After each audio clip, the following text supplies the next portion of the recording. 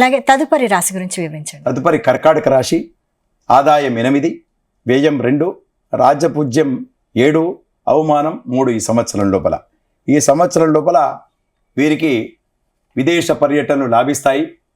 విదేశ నుండి ధనం రావడం లేదా అనుకున్న పనులని చక్కగా నెరవేరడం, ఉద్యోగ స్థానం మారడం, ప్రమోషన్స్ లేదా మంచి సన్మానాలు సత్కారాలు అటువంటివి లభించేటట్టుగా గోచరమవుతున్నాయి.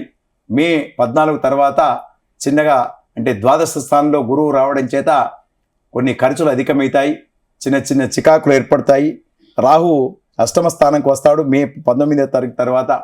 కొద్దిగా చికాకులు ఏర్పడతాయి, చిన్న చిన్న అనారోగ్య బాధలు, ఉదరం కొంటే కడుపుకు సంబంధించినది, రక్తానికి సంబంధించినటువంటి అనారోగ్య బాధలు కొంత ఉండేటట్టుగా ఉంటుంది.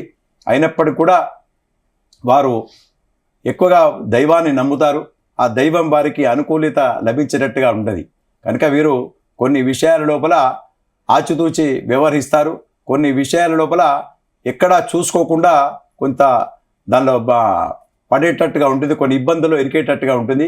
కనుక వారు కొద్ది అప్రమత్తతతోని ఈ సంవత్సరం వ్యవహరించాలని చెప్పి వారికి సలహా ఇవ్వడమైనది.